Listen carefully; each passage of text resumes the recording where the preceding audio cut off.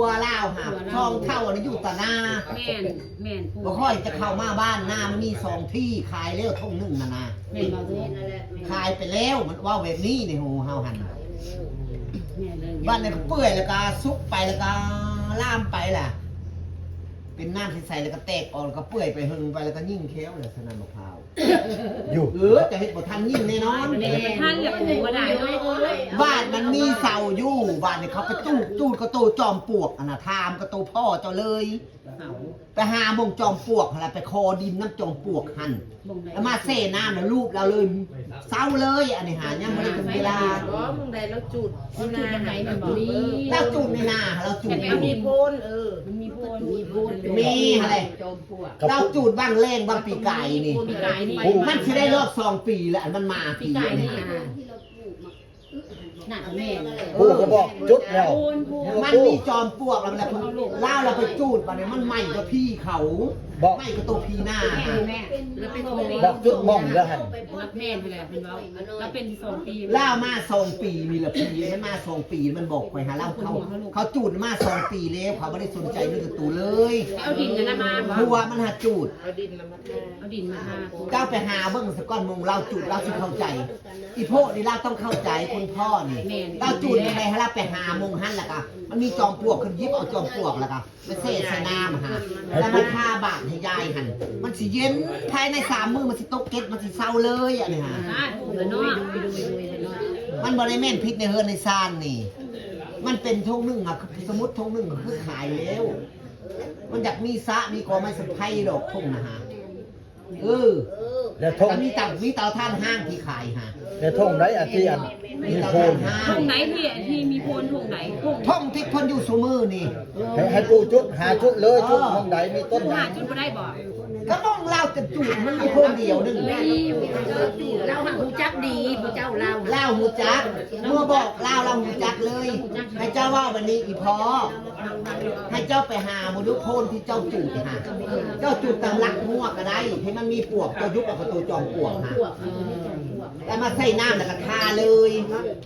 เดี๋ยวนี้มันล่ามเขาในผมมันเหม็นเบิดละประตูยายมันเหม็นออกมาแต่ในคนละนี้ฮะมันเหม็นออกมาเลยยายมันจะเอาย่างเดียวละพี่ฮะ บ่ได้ให้ ให้ ได้บ่ ตา ได้ เลือดตาล้านล่ะมันจะเอาโรคล่ะจักบาวานจักโอ้จักพิสังคมมาคบดยายอันนี้ฮะจะได้ยิ่งแขวอยู่บ่เบิ่งดู บ่จะพายิ่งไร แต่ยิ่งแขวเจ้ายืนคืนพระสิยาสยาวนี่บ่ตายบ่ปู่ซอยเขาแล้วบ่ตายบ่ถ้าบ่ตายอลีฮะเห็นสิช่วงสิเศร้าเฮ็ดถึงดีบ่ ดีบ่ลูกหลานซอย เศร้าแล้วว่ะมันบ่ได้ตายถ้ามาซ่าน่ะเสียใจผีอันนี้มันมา2 ปีแล้วปีที่2จะควบแล้วนี่ฮะล่าก็ไม่ได้สนใจพ่อใหญ่พ่อจูดแล้วก็จูดไปของลาว นอนคงน้ หน้าเลยก็ตามประเทศหน้าก็มีต้นยูคาเขาปิดกระปอยได้หรือมีกอไม้สัมไพอีกนะไปจังเลยหาทุ่งตัวขายมีกอไม้สัมไพมีเต่าท่านห้าง ำเป็นสายมือ แม่น แม่น หน้าเนี่ยเป็นพูดไปพูดมาเลยก็มีตัวนึงครับมีสายห้องสายห่วยทางไตฮะมันไม่เฮ็ดเล่นได้อันนี้ของแท้หรือเจ้าเจอของจังแหละเนี่ยถ้าจะไปโรงพยาบาลเจ้าเศร้าเลี้ยวป่านเนี่ยมันโมเมนต์เป็นคือกันแล้วกับคนหนองคาย แห้งไปโรงพยาบาลเฮ็ดเพื่อ แห้งเก่งเปื่อยเปื่อยแหละ เขาก็คู่แบบ มอไม่ต้องกล้วยผูกคนหนองคายเขาเศร้าเด้อไปเบิร์ดมอดังๆเขายังบ่ได้ดี